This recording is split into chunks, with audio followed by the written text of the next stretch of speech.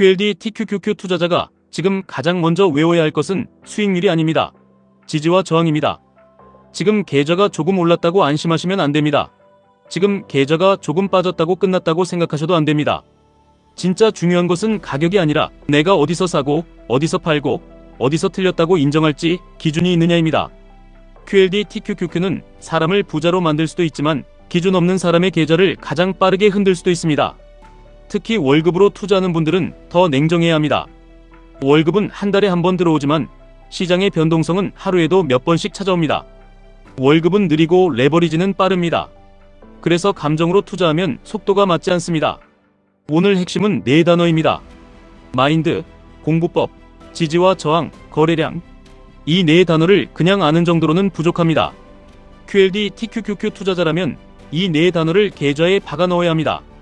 한 투자자는 2015년에 480만원으로 시작해 3년 만에 30억을 만들었다고 말합니다.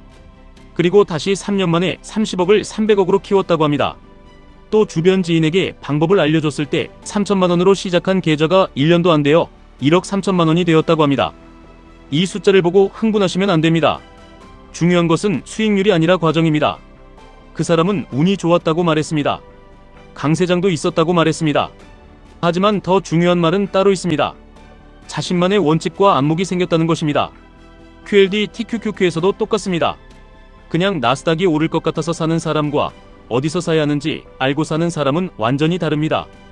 그냥 하락하면 물타는 사람과 지지선이 살아있는지 확인하고 나누어 사는 사람은 시간이 지날수록 계좌 차이가 벌어집니다.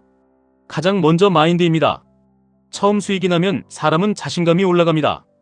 QLD가 오르고 TQQQ가 더 크게 오르면 내가 시장을 이긴 것처럼 느껴집니다. 그런데 한 번만 크게 흔들리면 마음이 뒤집힙니다. 어제는 장기 투자자였다가 오늘은 단기 손절을 고민합니다. 어제는 분할 매수자였다가 오늘은 몰빵을 고민합니다. 이것이 계좌를 망가뜨리는 진짜 이유입니다. 단기 투자가 위험한 것이 아닙니다. 장기 투자가 무조건 안전한 것도 아닙니다. 위험한 것은 원칙 없이 감정으로 바뀌는 투자입니다. 돈의 변동성보다 먼저 감정의 변동성에 익숙해져야 합니다. 마음의 근육을 키우려면 작은 돈으로 자주 실전 경험을 쌓아야 합니다.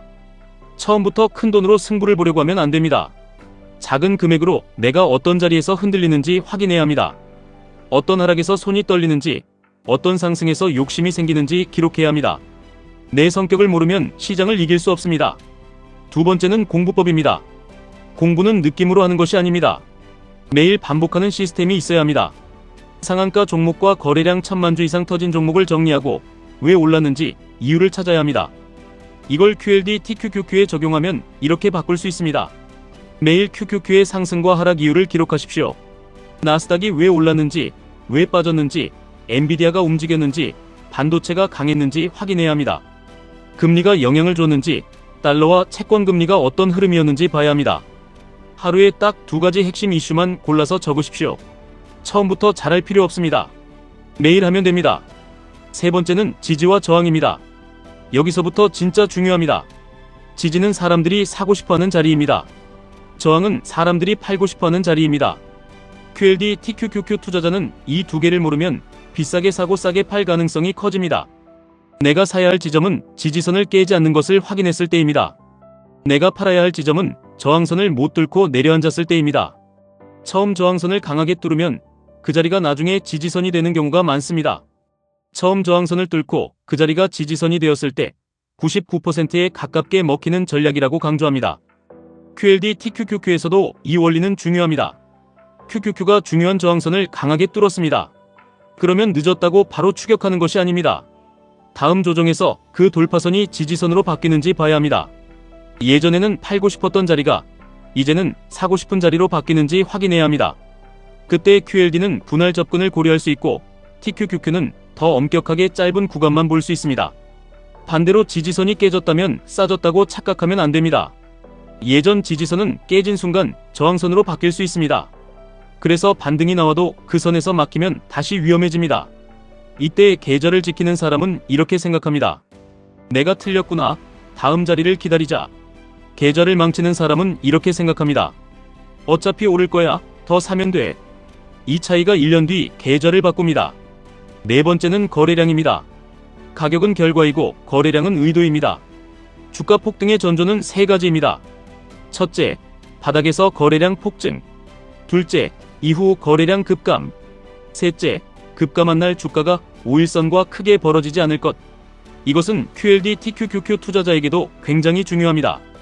바닥권에서 갑자기 거래량이 터졌다고 바로 사는 것이 아닙니다. 그건 매수 신호가 아니라 관심 신호입니다. 무슨 일이 생겼는지 확인해야 합니다. 그 다음 가격이 조정받는데 거래량이 줄어듭니다. 그런데 5일선 근처에서 버팁니다. 21선을 크게 깨지 않습니다. 이때 시장은 말합니다. 매도세가 줄고 있다. 아직 흐름이 죽지 않았다. 강하게 오른 날 추격하는 것이 아닙니다. 강하게 오른 이유를 찾고 조정을 기다리고 거래량이 줄어드는지 보고 5일선과 21선에서 버티는지 확인하는 것입니다. 이것이 기준 있는 매수입니다. 이평선도 구체적으로 봐야 합니다. 5일선은 단기 힘입니다. 강한 흐름은 5일선을 타고 올라갑니다. 21선은 생명선입니다. 재료가 살아있고 시장에 힘이 남아있다면 조정 중 21선에서 지지되는 경우가 많습니다.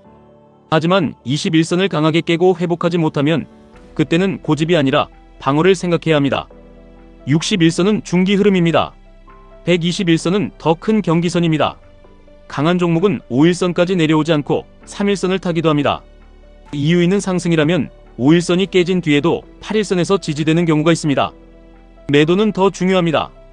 1%라도 이익이면 튀어라. 이 말을 단순히 무조건 빨리 팔라는 뜻으로 들으면 안 됩니다. 핵심은 수익을 계좌 숫자로만 보지 말고 실제 수익으로 만들어야 한다는 뜻입니다. QLD TQQQ에서 부자가 되는 사람은 예측을 잘하는 사람이 아닙니다. 기준을 반복하는 사람입니다. 오늘부터 매수 버튼을 누르기 전에 5가지만 확인하십시오. 이 자리는 지지선인가? 저항선 바로 아래인가? 거래량은 줄었는가? 21선은 살아있는가? 내가 틀리면 어디서 인정할 것인가? 이 5가지에 답하지 못하면 매수하지 마십시오. 부자는 한 번에 몰빵으로 만들어지지 않습니다. 부자는 기준을 지킨 날들이 쌓여 만들어집니다. 지금까지 1분 투자 하이젠버그였습니다.